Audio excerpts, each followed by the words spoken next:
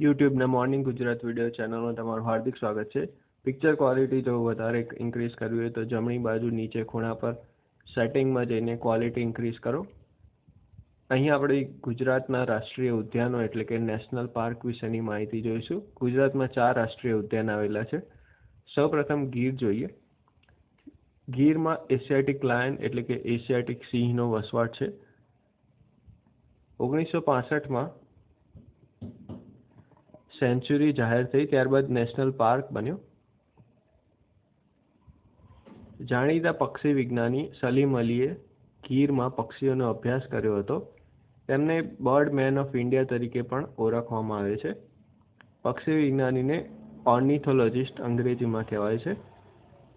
ગીરના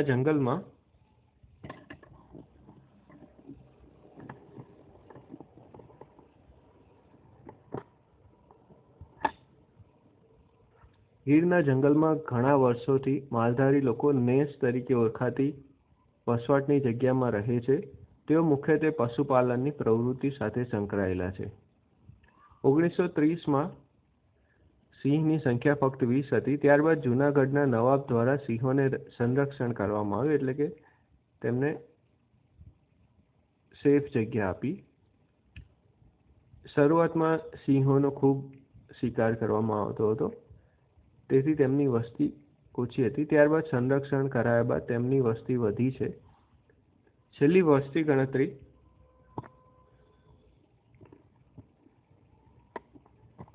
વર્ષ 2015 મુજબ સિંહોની સંખ્યા 523 છે. વર્ષ 2010માં 411 હતી. આ વસ્તી ગણતરી સિંહોની વસ્તી ગણતરી દર 5 વર્ષે કરવામાં આવે છે. જૂનાગઢ ખાતે સક્કરબાગ પ્રાણી સંગ્રહાલય આવેલું છે. બીજા નંબરનું રાષ્ટ્રીય ઉદ્યાન છે વેરાવદર. ભાવનગર જિલ્લામાં વલભીપુર પાસે આવેલું છે. વેરાવદર રાષ્ટ્રીય ઉદ્યાનમાં કારિયાર એટલે કે કારા બતક અને અંગ્રેજીમાં બ્લેક બક છે. વિશાળ ઘાસના મેદાનો આવેલા છે. પરવાલિયા અને અલંગ એમ બે નદીની વચ્ચે આ પ્રદેશ આવેલો છે. ત્રીજા નંબરે વાંસદા રાષ્ટ્રીય ઉદ્યાન વલસાડ જિલ્લામાં અંબિકા નદીના કિનારે આવેલું છે. ડાંગ જિલ્લામાં વઘઈ પાસે બોટાનિકલ ગાર્ડન પણ આવેલ છે.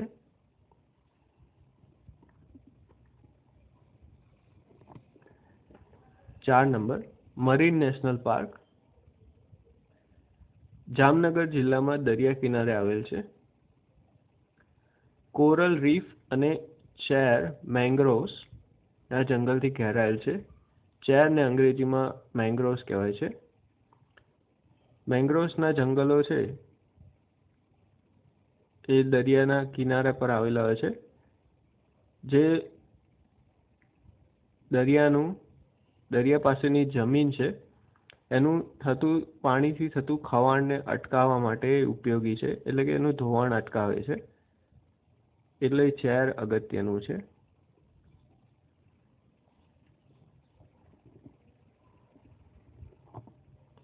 આ પાર્કમાં રંગબેરંગી કોરલ અને સ્પોન્જ એટલે કે વાદળી,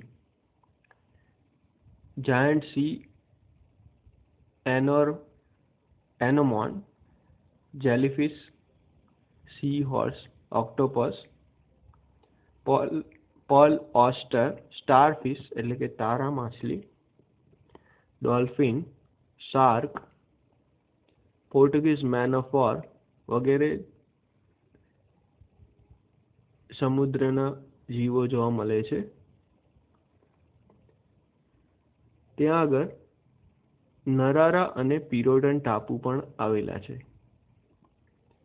તો આ આપણે રાષ્ટ્રીય ઉદ્યાનો વિશેની માહિતી જોઈ. આમાંથી જે માહિતી આપી છે એમાંથી પરીક્ષામાં એવું પૂછાઈ શકે કે ભાઈ નેસ શું છે, અથવા તો હાલમાં સિંહની વસ્તી કેટલી છે, આ પાર્ક છે એ કઈ જગ્યાએ આવેલો છે, આ પાર્કમાં કયા પ્રાણી જોવા મળે છે, એ રીતની માહિતી પૂછાઈ શકે. એ રીતે તમે જાતે પણ પ્રશ્ન બનાવી શકો છો આ જે માહિતી આપી એમાંથી. જો આ વિડીયો તમને ગમ્યો હોય તો લાઈક કરો, શેર કરો, સબસ્ક્રાઈબ કરો. અન્ય તમારા મિત્રોને પણ આ વિડીયો ઉપયોગી થાય તો એમને જાણ કરો. ધન્યવાદ. નેક્સ્ટ વિડીયોમાં મળીએ. Thank you.